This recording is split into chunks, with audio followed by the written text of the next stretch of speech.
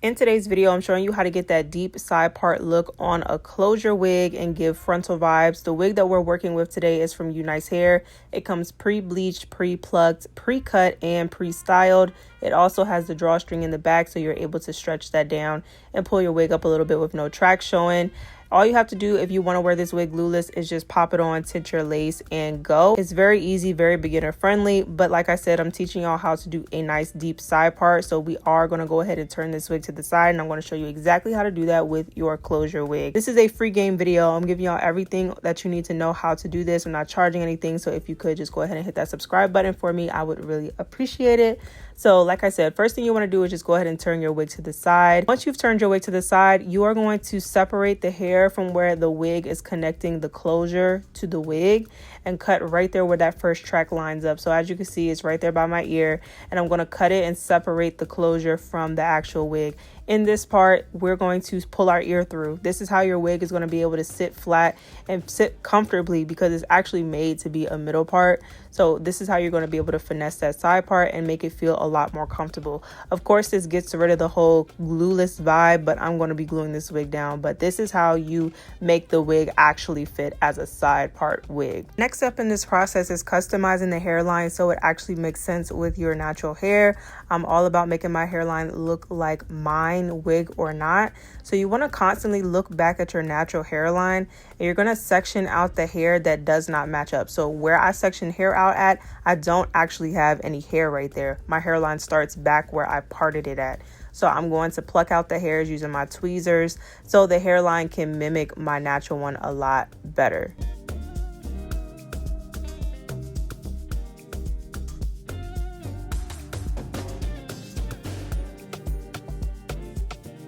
Just from doing that, it's a big difference already, but you're going to continue to repeat this process. So as you can see me lifting up the wig so I can see where my hairline starts at, I'm going to section out again another section of hair where I don't actually have any hair at. My hairline does not start way down there where it's parted at. So I'm going to section out that area and then pull or pluck the hairs out so it can start to mimic my natural hairline. My edges are low on the sides. I have a low hairline, and then my middle kind of comes back. So that's what I'm mimicking. I know it's kind of hard to tell as a side part, but you have to constantly just go back and look at your hairline and use the comb as a guide to section your hair out. This part is totally optional. You could have just left it how it was and plucked the hairline so it's a little bit more thin, but this is what I like to do. I think it makes my wigs look more natural.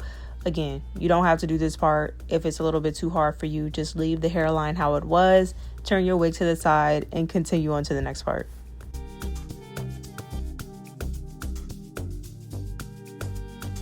I'm using the pointed tweezers, not the slanted tweezers, but the pointed tweezers. I'll try to throw them up on the screen to thin the hairline out a little bit. Because I pulled that hair out to adjust it to my hairline, I had to pluck it a little bit more so it was thinner. And for that side part that we're doing, you want to make a nice C-curved part. I'm going all the way back to where I can fit the lace at. So because again, this is a closure. So where my closure kind of ends at, I'm seeing it all the way from there to the front. I just make my parts based off of looking at a picture. That's the best way I can describe it. And I just see it all the way to the front. Like you want it to curve all the way around the front, because where it's curving at in the front, you're gonna pull that out as an edge. To me, it reminds me of like a side part sewing. If you want that side part natural looking edge look, you have to curve it to the front beyond what you would normally do for a regular side part. If you want a more detailed tutorial on exactly how to do the edges, go check out that video. It is uploaded on my channel. I made it completely separate, so yeah, I'll add that to the description box. Now, the way I parted this and the way that the hairline looks, you could leave it with no baby hairs and it would eat. It looks so good just without it, but I wanted to do the baby hair look. I've been missing my installs looking like really clean. I feel like baby hairs make it look done all the way, in my opinion. So I just went ahead and did it like that, but you could totally leave it no edges because that look did look good as well. I wanted to mention a little bit of like what I thought about the wig since I am working with it and stuff. It was really soft. I personally am a fan of Unice Hair. A con of this wig, I would say, and I noticed it as I was editing the video, was the color job on the side was a little rushed. It's really patchy. Like you could see right where the color starts at. It's almost like a straight line. It's called a line of demarcation. I don't like that. It's not smooth. It's not blended really good. In the middle, it's not as noticeable, but on the side it is. I don't know if they just didn't care and they only focused on the middle, but yeah, I don't like that. As well as the lace, like the lace is thin. I think it's transparent. I would not say this is HD because it has some type of cast on it. It doesn't matter what anybody says. Transparent lace is going to have some type of white cast on it. From one angle, it's going to look melted, and you can see at multiple parts of this video, it's going to look really, really melted. But from another angle, you may be able to see the lace. Transparent lace to me is just like that, and you just cannot get around it. I don't care what you do. For the installation process, I'm installing this wig per usual with glue, clean your skin with alcohol, skin protectant, and then I did 2 layers of glue.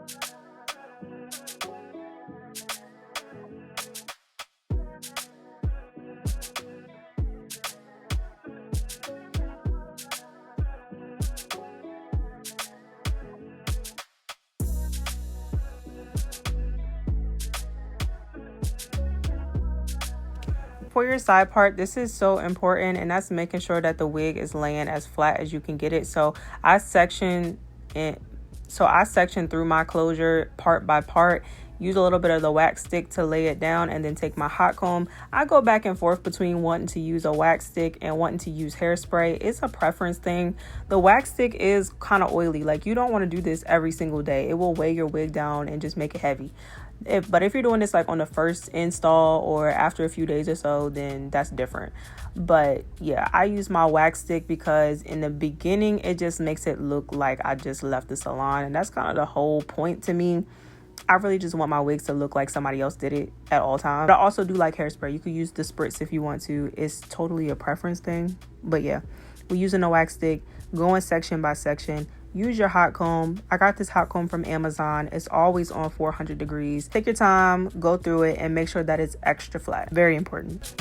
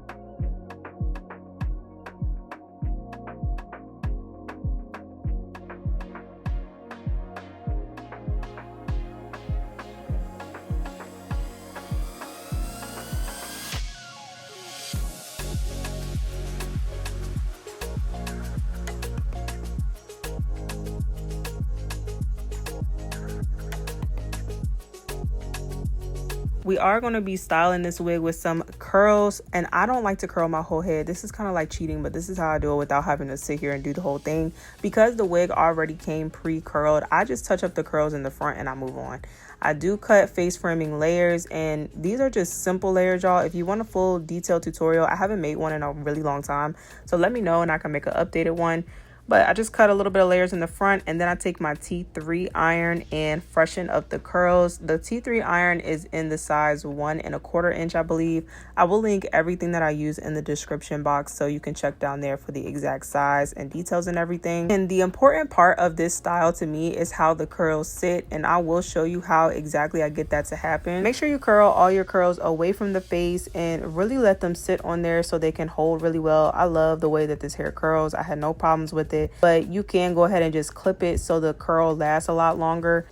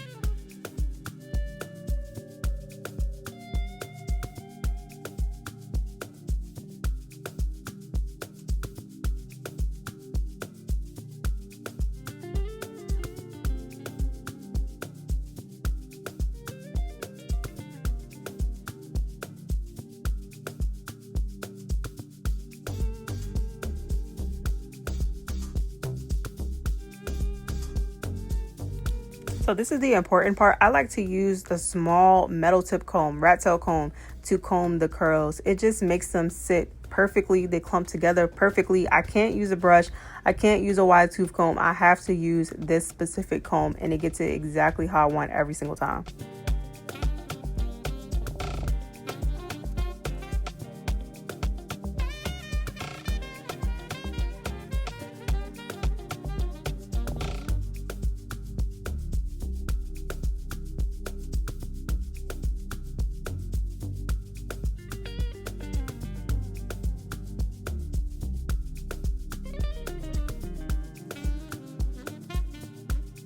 This is the final look of the hair. Again, like I said earlier in the video, if you want a full detailed tutorial on how to get these edges, make sure you go check out that video next. I will go ahead and link it on the screen. And if you made it to the end of the video, go ahead and subscribe for me if you're not already subscribed, and I'll see y'all in my next video.